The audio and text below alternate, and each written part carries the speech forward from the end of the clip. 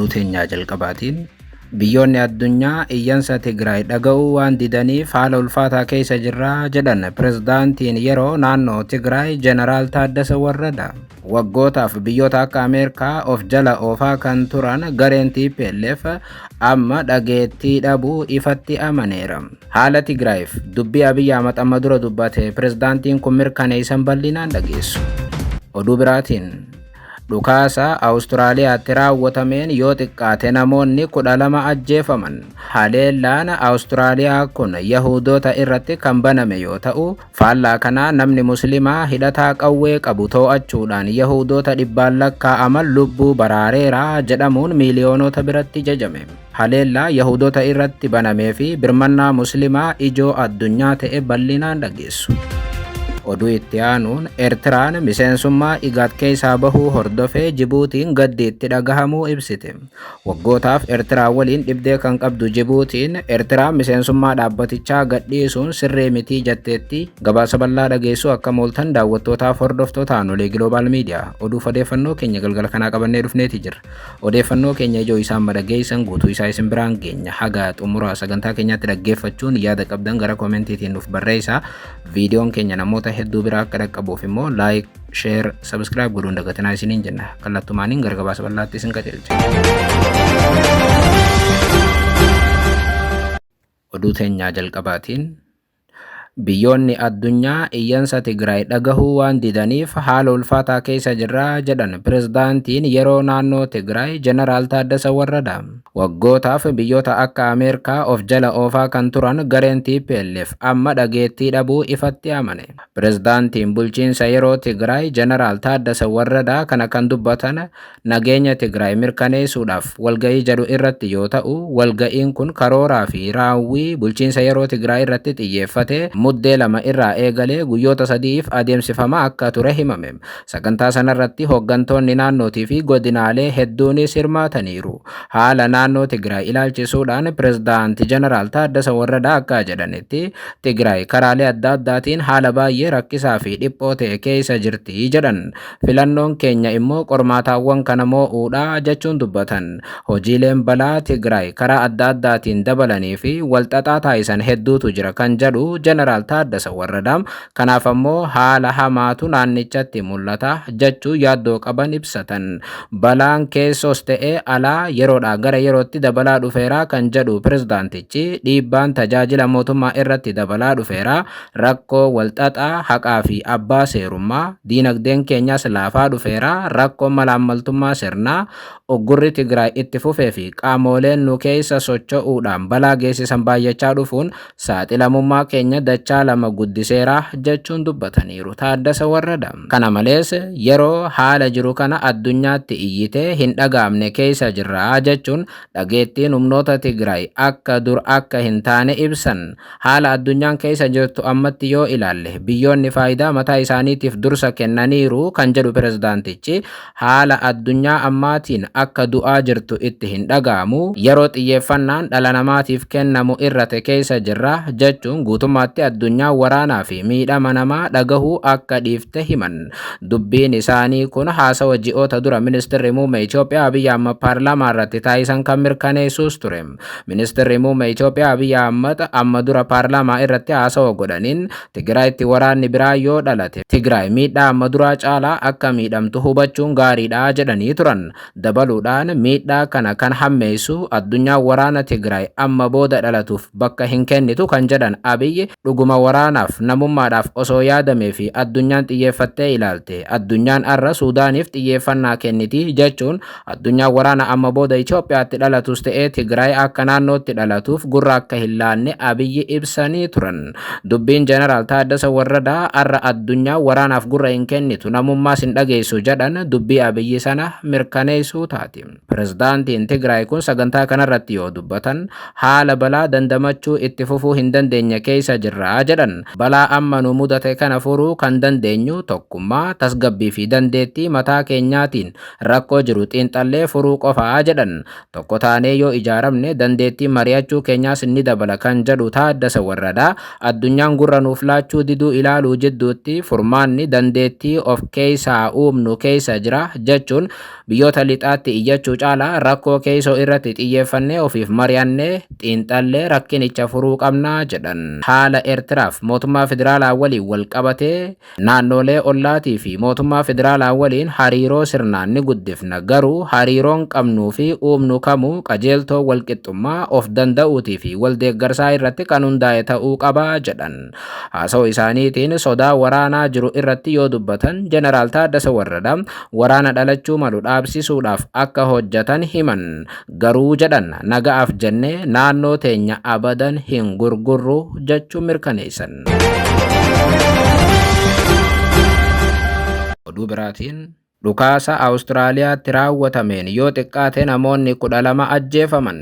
Haleellaan kun Yahudoota irratti kan baname yoo ta'u, faallaa kanaa namni Muslimaa hidhataa qawwee qabu to'achuudhaan Yahudoota dhibbaan lakkaa'aman lubbuu baraare miiliyoonota biratti jajame. Haaluma kanaan waggoota dhiyoo as haleellaan Awustiraaliyaatti dabalaa dhufuudhaan yaaddoon osoo jiru dilbata arraa qarqara galaanaa Boond Biich jedhamu cinaatti dhukaasa banameen yoo xiqqaate namoonni 12 du'uu fi hedduun madaa'uu aanga'oonni Awustiraaliyaatiif miidiyaaleen biyya keessaa gabaasan. Poolisiin New South Wales qarqara galaanaa bakka namootaan guutame sanatti dhukaasni erga banamee booda lubbuun namoota hedduu darbuu mirkaneesseera. Shakkamtoonni lama to'annoo jala ooluu poolisiin biyyattii kan New South Wales kun hubachiiseera. Broadcastiin Awustiraaliyaa ABC'n akka gabaasetti namoota qawwee qaban lamaan jedhaman keessaa tokko poolisiidhaan rukutame kan du'e yoo ta'u, shakkamaan lammaffaan immoo to'annoo jala oolfame haala yaaddeessaa keessa jira jechuun gabaase.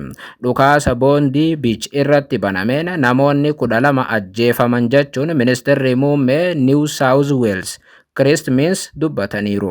Tajaajilli balaa tasaa akka jedhetti haleellaa kana hordofuudhaan yoo xiqqaate namoonni 13 gara hospitaalaatti geeffamaniiru. Dhimma kana ilaalchisuun muummichi ministeeraa Awustiraaliyaa Antoonii Albaneesii dhukaasa kana kan nama rifachiisuu fi kan nama dhiphisu jechuun ibsaniiru. Poolisii fi qaamonni balaa tasaa lubbuu namaa baraaruudhaaf hojjechaa jiru jechuun har'a ibsa kennanii mirkaneessan. Albanees ibsa isaaniitiin yaadni koo yeroo hunda miidhamtoota waliin jira jedhan. Namoonni naannoo bakka balaan itti uumame sana jiran odeeffannoo poolisii New South Wales irraa argamu akka hordofan gaafatan. Poolisiin ibsa baaseen gama isaatiin hojiin qorannoo itti fufee waan jiruuf uummanni naannoo bakka balaan kun itti dhaqqabee sanarraa fagaachuudhaan bakka qubannaa akka turan dhaame. Taatee kana namni ijaan argan tokko Ajaansi France Pressitti akka himanitti namoota meeshaa waraanaa hidhatanii haleellaa raawwatan 2 bakka sanatti arguu himu. Dhukaasa guddaatu bakkicha ture. Dhukaastoonni 2 uffata gurraacha uffatanii qawwee banan jedha turistiin Biriiteen bakka sana jiruu fi AFP'dhaaf yaada kenne. Qarqarri galaanaa Boondii Biich jedhamu kun naannoo baha Siidnii keessatti kan argamu yoo ta'u, bakkeewwan turistii Awustiraaliyaa keessatti beekamoo ta'an keessaas tokko ture. Oduu tana kan adda taasisu immoo haleellaan kun hawaasa Muslimaa shororkeessaa fakkeessuudhaaf wayita raawwatamu namni haleellaa irraa kana to'ate nama Muslimaati jedhame. Akkuma gubbaatti jenne haleellichi hawaasa Yahudootaa irratti xiyyeeffate. Haaluma kanaan Ahmad Al-Ahmad abbaa ilmaan 2 Muslima Awustiraaliyaa yoo ta'an yeroo dhukaasa kanaatti nama haleellaa raawwachaa ture tokko qabee haleellaa biraa akka hin raawwanne dhoorkuu danda'eera yookaan immoo ajjeeftoota to'achuu danda'eera. Ahmad Al-Ahmad harka qullaa bakka hojii isaa keessaa bahee fiiguudhaan nama ummata ajjeesaa jiru kana wayita qabu viidiyoon agarsiisu miidiyaa hawaasaa idil addunyaa gubbaatti ijooteera. Miidiyaaleen Awustiraaliyaa namni hidhataa waliin wal qunnamee qabe kun Ahmad Al-Ahmad nama ganna 43 fi abbaa ijoollee 2 ta'uu mirkaneessan. Dandeettiin Ahmad wayita haleellaa kanaatti agarsiis haleellaa kana dhaabuu fi dhiiga dabalataa akka hin dhangalaaneef gargaareera jechuun miidiyaaleen biyyattii jajan. Maddeen hawaasa Islaamaa Awustiraaliyaa akka jedhanitti Ahmad Al-Ahmad wayita nama qawwee dhukaasaa jiru kana qabu muuxannoo qawwee dhukaasuu yookaan ammoo ajjeeftoota to'achuu kanaan dura kan hin qabne ta'us har'a garuu gara nama qawwee hidhatee sanaatti fiiguudhaan meeshaa waraanaa kana hidhattoota harkatti qabuu danda'eeraa jechuun maddeen hawaasa Islaamaa naannicha jiranis mirkaneessan. Hawaasa Islaamaa keessatti nama beekamaa kan ta'an Dr. Jamaal Rifii eenyummaa Ahmad kan mirkaneesse yoo ta'u, namni nama haleellaa raawwate dhukaasa kana akka itti hin fufne qawwee harkatti qabuudhaan dhorke Muslima maqaan isaa Ahmad Al-Ahmad jedhamu jechuun Dr. Jamaal ibsaniiru. Gabaasni biyya keessaa akka mul'isutti Ahmad yookaan ammoo namni Muslimaa haleellaa sana to'achuu danda'e naannawa haleellaan kun raawwate sana fuuldura mana hojii qabama. Ammatti dhukaasa kana irratti kan miidhame Ahmad bakka lama rasaasaan rukutamee jedha ilmi adeera isaa Mustafaan.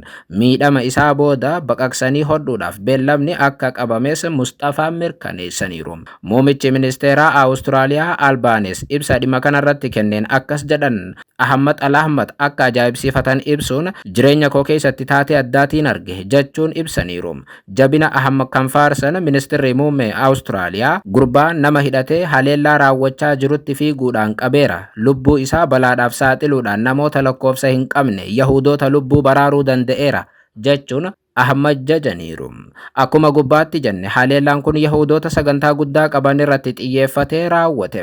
Namoonni qawwee qaban lamaan kun sagantaa guyyaa jalqabaa Hanukkaa yookaan ammoo feestivaala Hanukkaa kabajuudhaaf Yahudoota qarqara galaanaa dhaqan kana irratti xiyyeeffatanii haleellaa raawwatan. Haleellaan Yahudoota irratti raawwatame kun duguuggaa sanyii Gaazaatti waggaa 2 Israa'el raawwatte hordofee kan dhufe yoo ta'u, ammatti haleellaa kana keessaa Israa'el harka qabdii jedhamee shakka Meram.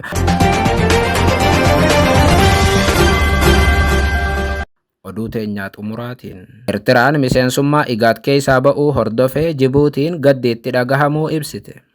Waggootaaf Eertiraa waliin dhibdee kan qabdu Jibuutiin Eertiraan miseensummaa dhaabbatichaa gadhiisuun sirrii mitii jettetti. Ministeerri dhimma alaa Jibuutii ibsa laateen murtee Eertiraan dhaabbaticha keessaa ba'uudhaaf murteessite barreessaa olaanaa IGADirraa mirkaneeffachuu hubachiise.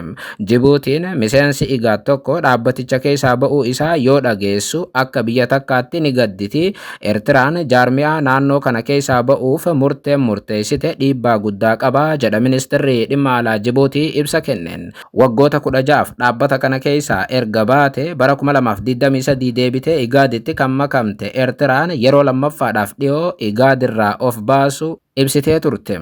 Akkuma yaadatamu muddee 12 Eertiraan ibsa baafteen miseensummaa dhaabbata walta'iinsa misooma biyyoota baha Afrikaa IGAD keessaa of baasu ministeerri biyyattii hubachiisanii turan. Ministeerri odeeffannoo Eertiraa ibsa muddee 12 kennan keessatti murtee mootummaa Eertiraa kanas barreessaa olaanaa dhaabbatichaa Dr. Warqinaa akka beeksisan eeran. Eertiraan miseensummaa IGAD keessaa wayita of baaftu inni amma akkuma jenne kan jalqabaa miti. Bara 2007 keessa wanta uummanni naannichaatiif addatti ammoo Eertiraan irraa eedduu bahuu hin dandeenye sababa jedhuun miseensummaa dhaabbatichaa dhiiftee turte. Halkan gaarii.